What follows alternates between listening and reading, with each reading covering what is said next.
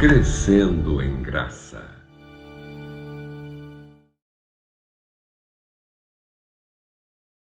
Nosso grande objetivo é um dia alcançarmos a eternidade. Por isso, o tema de hoje não podia ser mais próprio.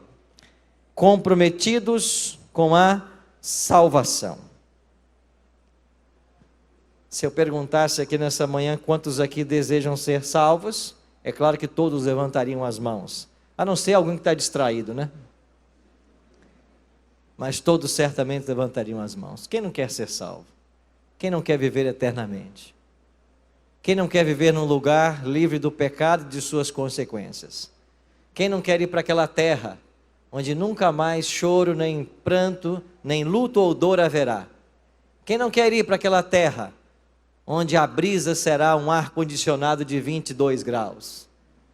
Quem não quer ir para aquele lugar onde nós teremos todo tipo de alimento à nossa disposição, sem nenhum tipo de agrotóxico? Quem não quer ir para essa terra, respirar o ar puro, nunca mais sentir uma dor, nunca mais ficar doente, nunca mais se separar de quem ama? Quem não quer ir? Só o tolo. O tolo não aprecia essas coisas.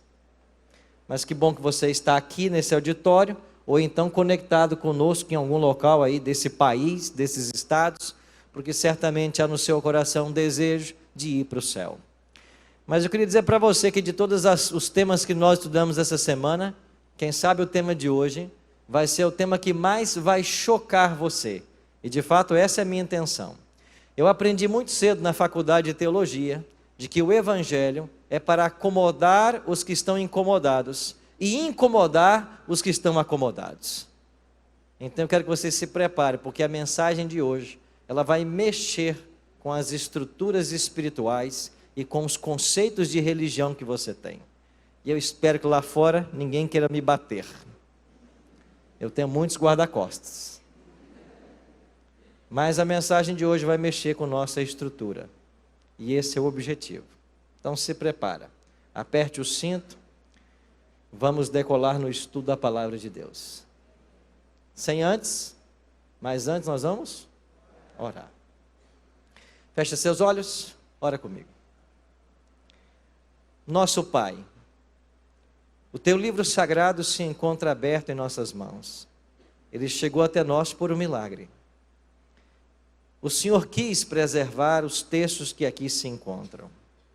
E nessa manhã, ao estudarmos mais uns desses textos, queremos suplicar que a tua vontade se cumpra em nossa vida. Queremos pedir que o teu evangelho brilhe forte em nosso coração.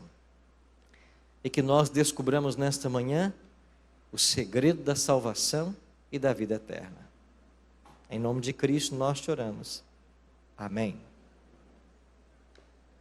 Abra a sua Bíblia comigo, no livro de Paulo, na carta de Paulo aos Efésios. Efésios, capítulo 2. Talvez você está aí com o seu aplicativo. Abra então aí o aplicativo em Efésios, capítulo 2. Nós iremos ler 2 versos e aproveitando faremos um exercício. Como é que eu posso ser salvo? O grande desejo de todo cristão um dia é estar na eternidade. Mas eu não sei quanto tempo você tem de cristão, de adventista. Talvez você tenha 10, 20, 30, 40 anos, 50 anos. E talvez você não conseguiu ainda entender o segredo da salvação. E como é que Deus nos salva? Essa é uma dúvida constante que paira na mente de muitos cristãos. Como que finalmente eu posso ser salvo? Porque quando eu olho para as páginas da Bíblia, eu encontro homens como Daniel, como José, como Paulo. E quão distantes estamos desses homens? Eles estão salvos, e nós? A gente, quando se compara, nós parecemos anões espirituais. A nossa fé é pequena. Nós caímos constantemente. E todas as vezes que a gente abre esse livro, saltam gigantes. Como pastor, que eu na situação que eu estou nessa manhã, como que eu vou ser salvo? Bom, essa pergunta que nós vamos responder. E vamos ler 2 textos. Vamos começar aqui. Efésios 2, 8 e 9. Queria que você lesse comigo. E você que está aí nos acompanhando em uma de nossas igrejas, onde quer que você esteja, leia também junto conosco esse texto. Leia comigo. Porque pela graça sois salvos, mediante a fé. Isto não vem de vós, é dom de Deus. Não de obras, para que ninguém se glorie. Nosso exercício nessa manhã vai ser decorar esses 2 versos. Se você não sabe nenhum verso da Bíblia de cor, você vai embora hoje sabendo 2 versos. Vamos de novo? Mas ficou muito fraco. Tem gente que nem falou. Juntos.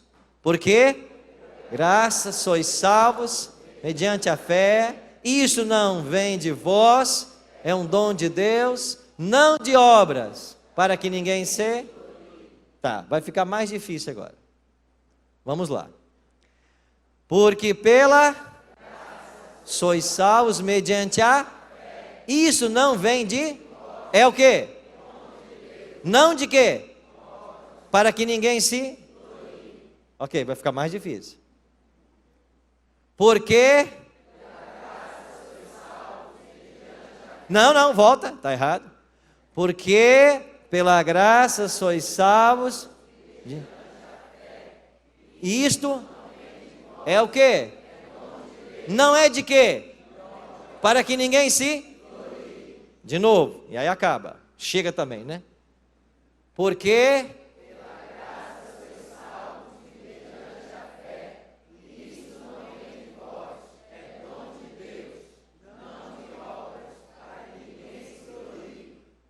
Ok?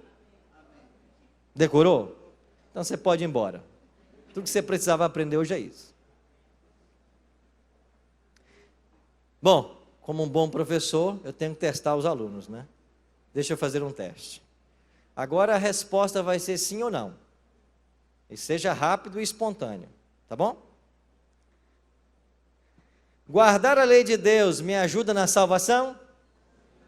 Né?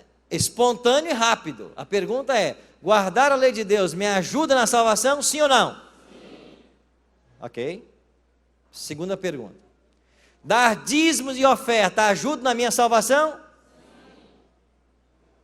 Terceira pergunta: fazer trabalho missionário, dar estudo bíblico ajuda na minha salvação? Sim. Alguém está errado nesse auditório, né? Porque está uma mescla danada de sim e não. Vamos de novo. Recapitulação é a lei do aprendizado. Guardar a lei de Deus ajuda na minha salvação? Sim. Não, irmãos. Ué? Você já esqueceu o verso que você decorou? Você acabou de decorar o verso. De novo. Dar dízimo e oferta ajuda na minha salvação? Não, irmãos. Você é salvo pela graça. Fazer trabalho missionário ajuda na minha salvação? Não. Você é salvo pela graça. Se você pudesse fazer algo para ser salvo, salvação não seria seria por o quê? Obras. E a igreja adventista não ensina a salvação pelas obras. Para com isso. Muitos acham que ensinamos, nós não ensinamos. Nós ensinamos salvação pela graça. É isso que a Bíblia ensina, não só Paulo. Essa verdade é tão radical que o dia que você entender, você nunca mais será o mesmo cristão, o mesmo adventista. E se tem adventista ou cristão dentro da igreja que leva uma vida desgraçada, uma vida sofrível, é porque não entendeu ainda o Evangelho. Porque Cristo não libertou você para viver essa vida que você talvez viva. E sabe por que todo sábado, quando a gente vai pregar na igreja, a gente encontra um monte de cristão cabisbaixo, querendo abandonar a igreja, que não estuda a Bíblia, não lê lição, não faz trabalho missionário, não dá dízimo. Sabe por quê? É porque nunca entendeu como é que salvação funciona. Não existe texto mais radical na Bíblia do que esses 2 versos do apóstolo Paulo. Porque pela graça sois salvos. Mediante o quê? A fé. Mas espera aí. Como é que é a fé? Eu desenvolvo fé? E isso é um exercício mental que eu faço? Não, a fé é um dom de Deus.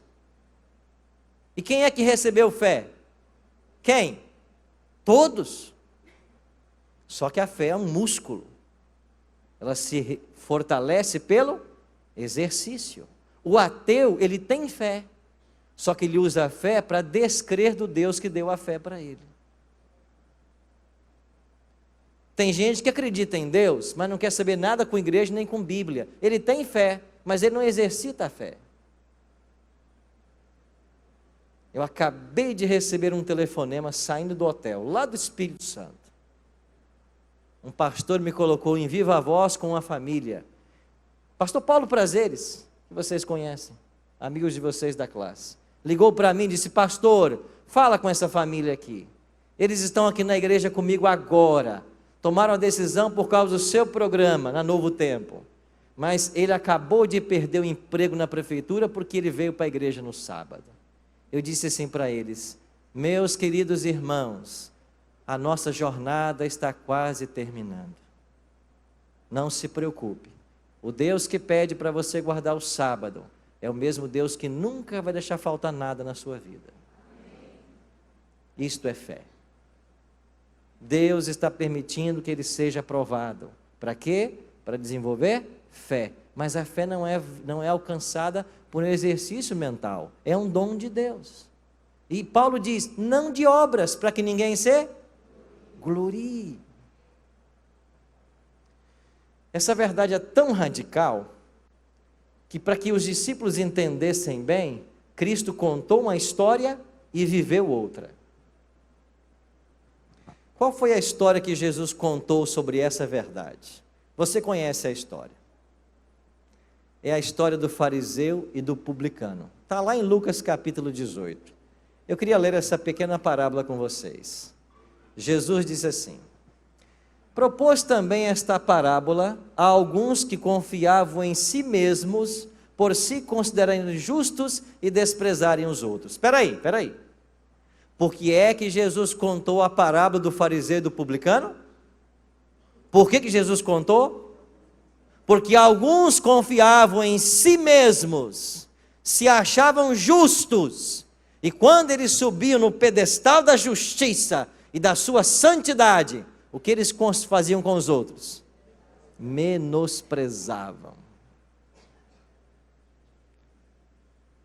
Você quer ver o principal indicativo de alguém que não tem Cristo no coração, de alguém que não está salvo?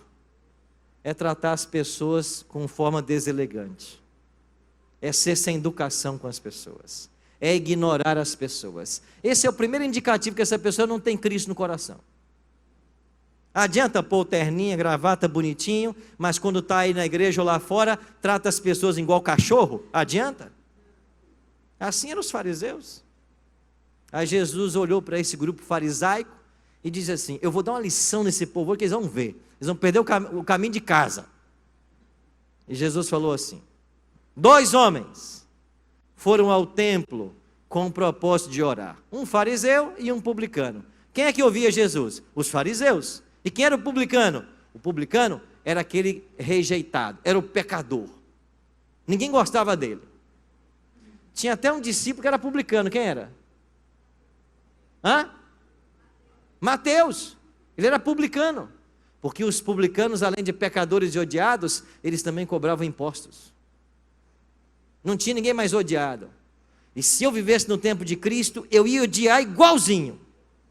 Porque hoje eu odeio ter que pagar quase 40% de imposto para o governo.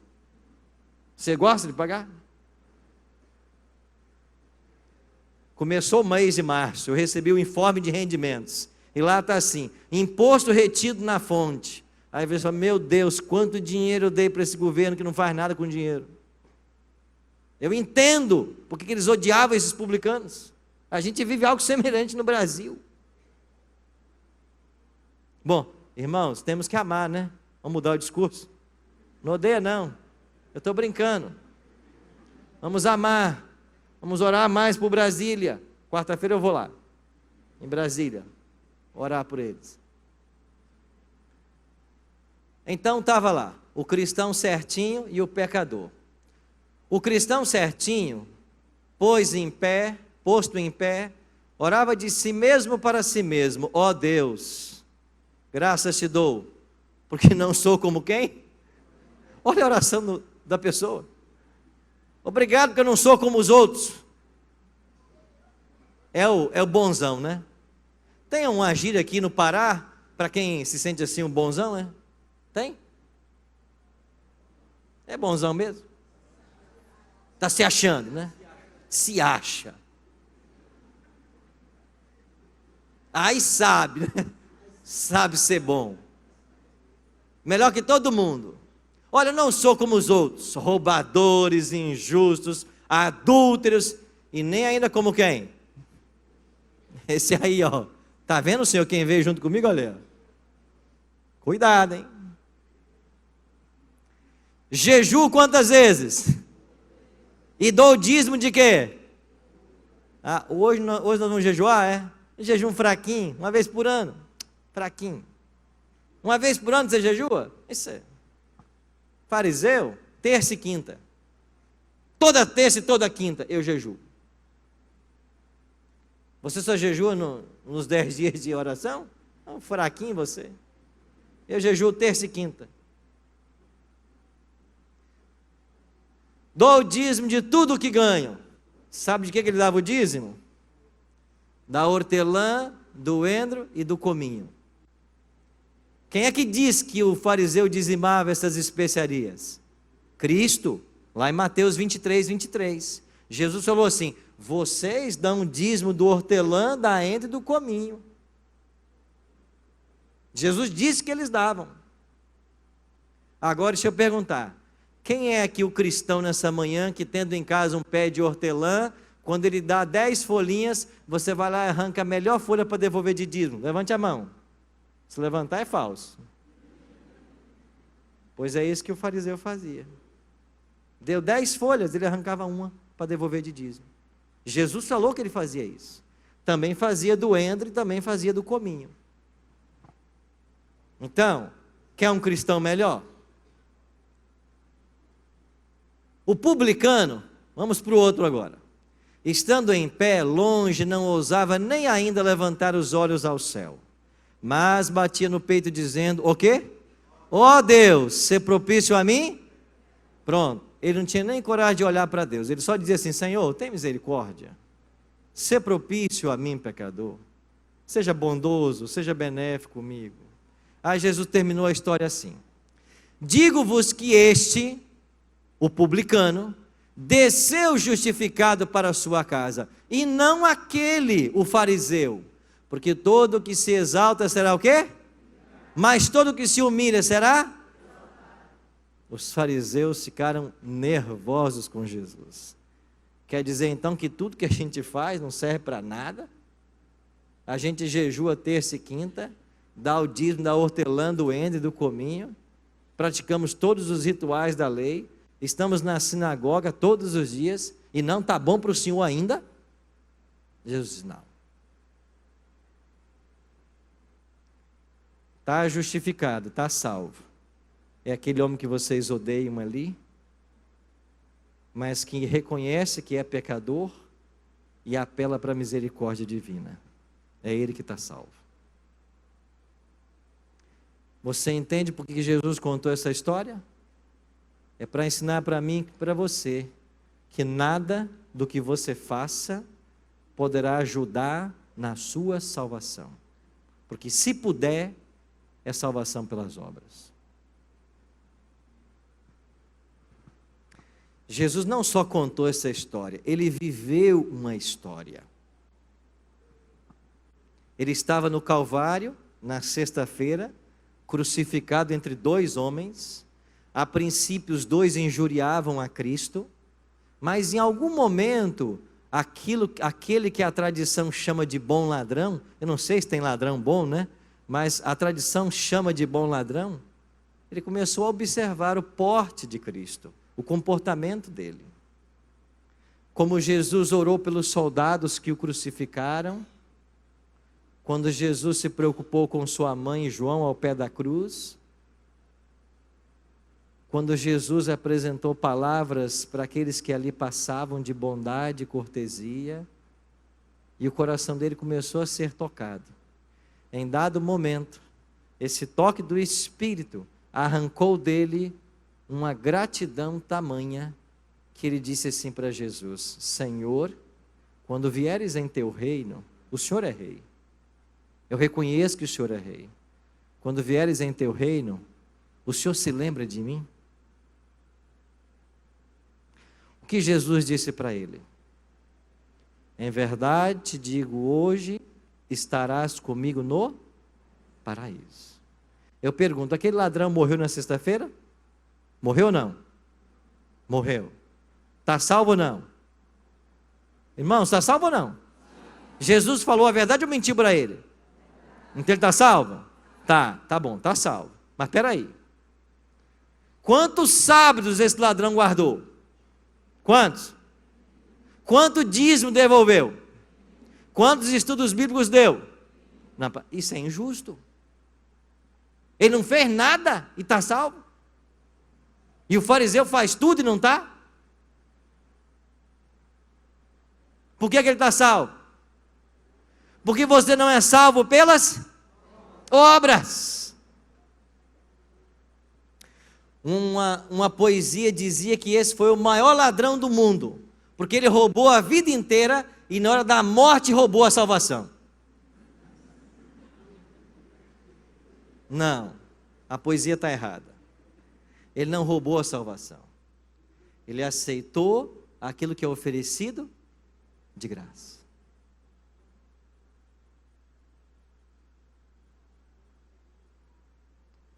Ah, meus queridos, como nós precisamos olhar para esse livro e entender essa verdade. Nada do que você faça pode ajudar na sua salvação. E sabe por que tem tantos cristãos desesperados dentro da igreja? Porque eles não conseguem fazer as coisas que eles acham que deveriam estar fazendo para serem salvos. Essa semana eu não guardei a lei. Essa semana eu contei uma mentira. Essa semana eu tratei mal fulano e ciclano. Eu estou perdido. Quem diz que você está perdido ou salvo por causa das obras? O Evangelho nos ensina que nós não seremos salvos por praticarmos boas obras e nem seremos condenados por praticarmos as más. Porque não são obras que definem a salvação de alguém.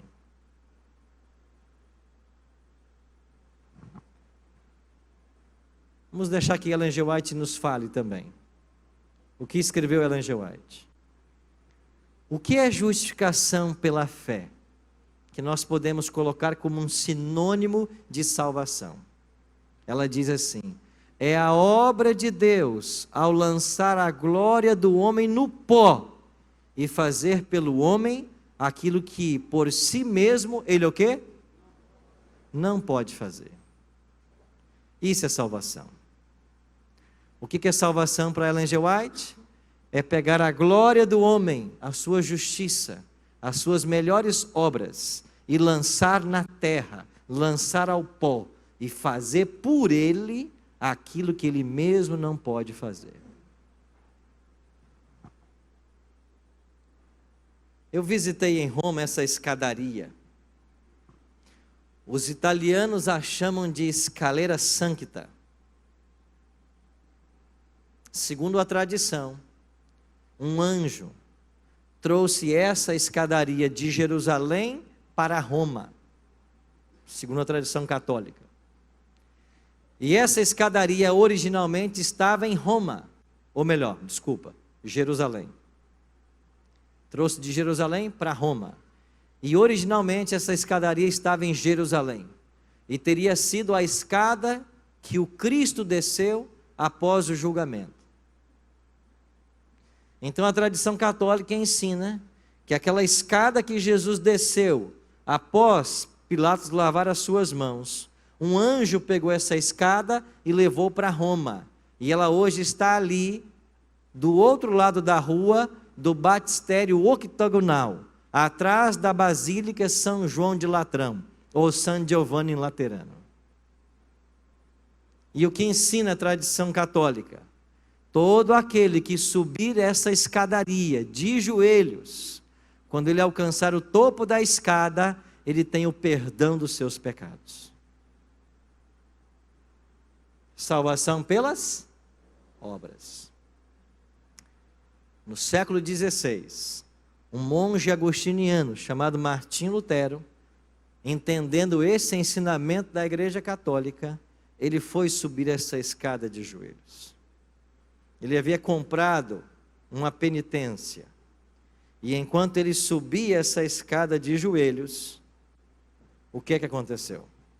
Deixe que Ellen G. White conte. Lutero, ele ouviu uma voz claramente que disse para ele: o justo viverá pela fé. E quando ele ouviu esta voz, o justo viverá pela fé, ele ergueu-se de um salto e saiu apressadamente do lugar, envergonhado e horrorizado. E desde aquele tempo, viu mais claramente do que nunca dantes a falácia de se confiar nas obras humanas para a salvação e a necessidade de fé constante em que, irmãos? Eis o segredo da salvação. Quer ser salvo? Você tem que confiar exclusivamente nos méritos de Cristo. Não são os teus méritos, não são as tuas obras, são as obras de Cristo. Todo aquele que entrega a sua vida a Cristo e o aceita como Salvador, quando ele for diante do juiz de toda a terra, e Deus nos for julgar, ele não nos verá, nem nossas obras, ele verá Cristo e suas obras, e como ele não pode condenar o Filho, ele te salva por tabela. É isso que salva você, é Cristo em você. Você sem Cristo não é nada. Você pode guardar a lei de Deus, você pode não matar, não roubar, ser fiel à tua esposa, pode dar dízimo e ter 30% de pacto, pode fazer trabalho missionário, trazer 40 almas por ano, ser ancião de igreja, você pode ser um rato de igreja, nada vai adiantar. Isso não pode ajudar uma vírgula na sua salvação, porque você é pecador, você depende da graça de Cristo, e enquanto Cristo não habitar esse coração teu, você está condenado, totalmente condenado. Você só pode ser salvo se Cristo habita no coração, porque é a nossa fé nos méritos dele, no que ele fez, que vai nos salvar. Mais nada. Essa verdade é radical demais.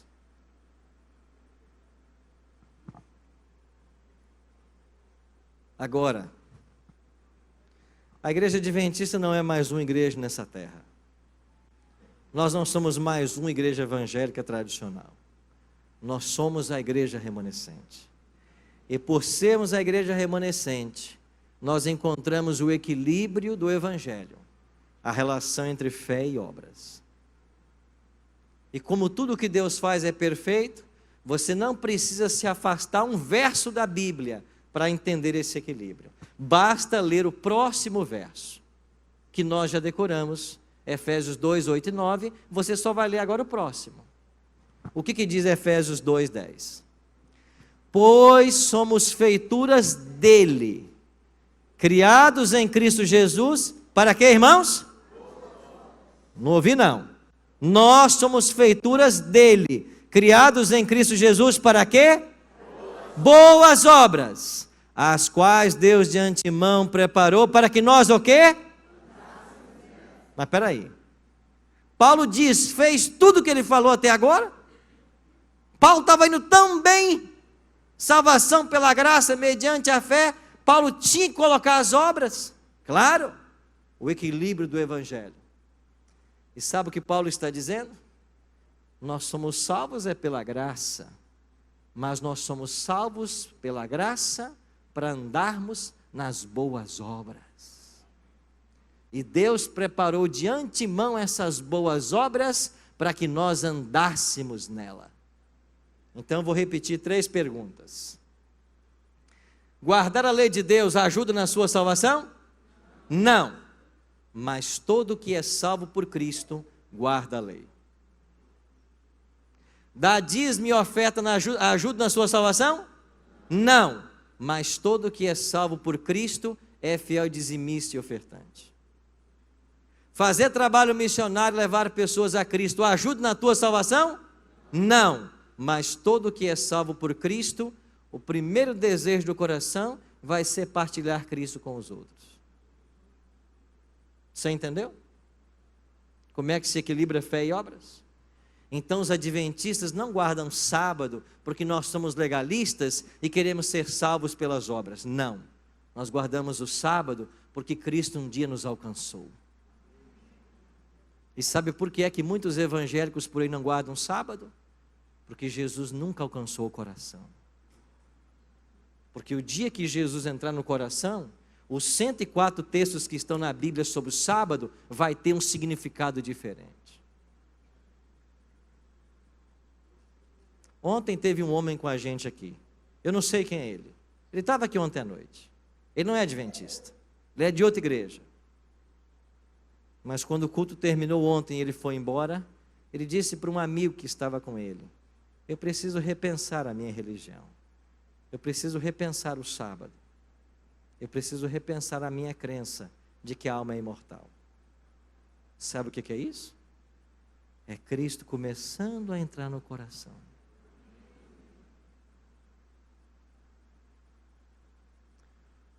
Nós não ensinamos que você, para ser salvo, tem que dar dízimo e oferta. Você é salvo pela graça. Mas uma vez que eu fui salvo por Cristo, eu não só dou dízimo e oferta. Eu me entrego a mim mesmo para Deus. Porque tudo é dele. Nós não ensinamos que você tem que se envolver na salvação na salvação de outros para ser salvo. Você é salvo pela graça. Mas uma vez que essa graça alcança sua vida e você é transformado, você naturalmente quer partilhar isso com as pessoas. Porque o que fez bem para você vai fará bem também para as pessoas que sofrem aí sem o evangelho, que estão presas num monte de regulamentos que os homens colocam sobre as pessoas e que não levam a lugar nenhum.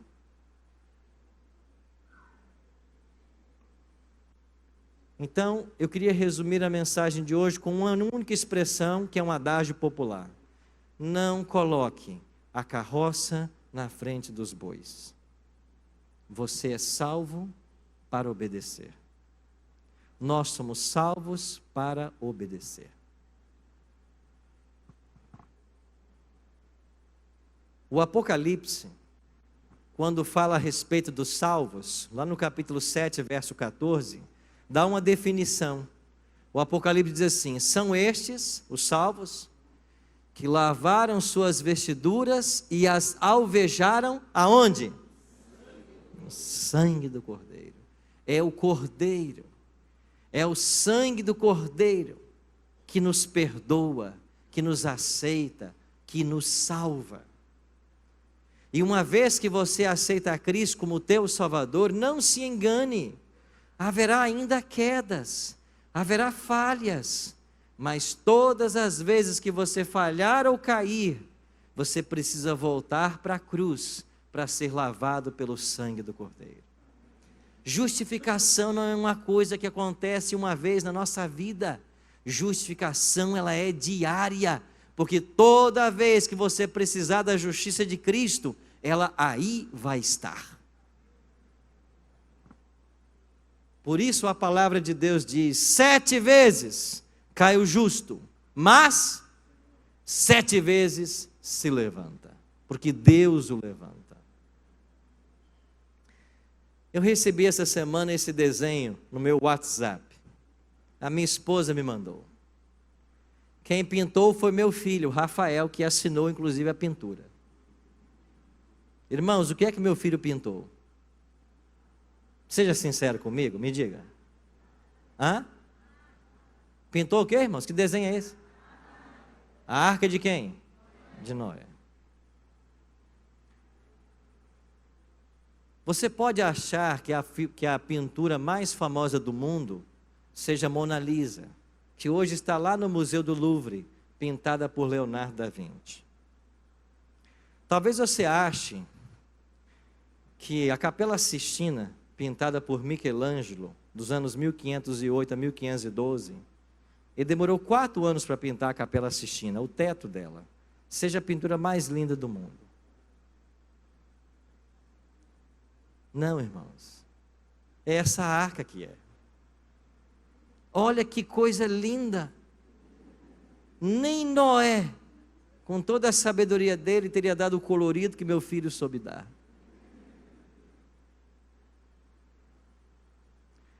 Você vai encontrar nessa arca traços de Van Gogh. Alguma coisa ali tem a ver com Picasso. Serra, alguma coisa de Serra. E você pode, não, pastor, isso aqui é um desenho bruto, rústico. É porque o filho nasceu. Entendeu? O filho é meu. E você quer ver a foto que eu acabei de receber antes de sair do hotel? Olha aqui. Aqui está o pintor, o gênio.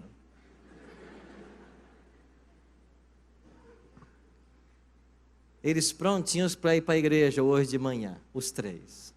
Rafael, Lucas e Mateus.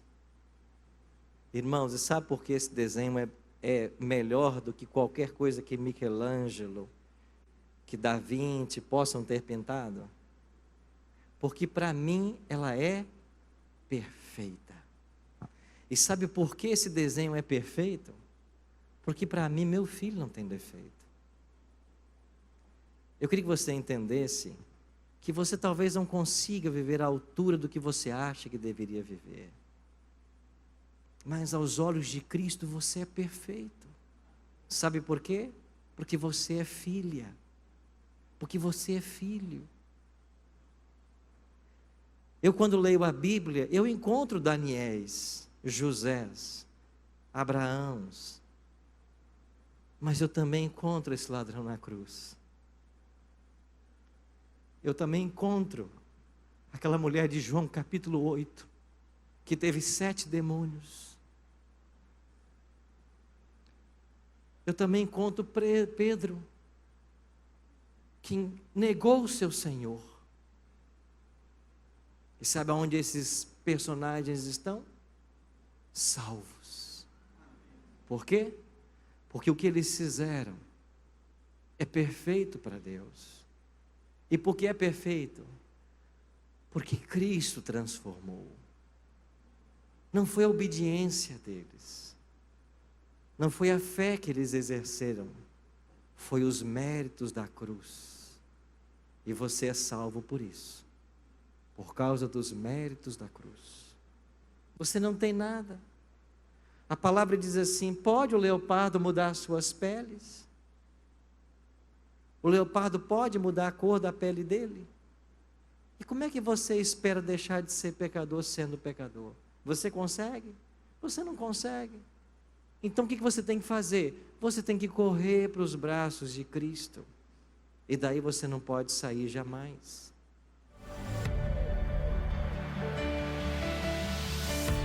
Crescendo em graça.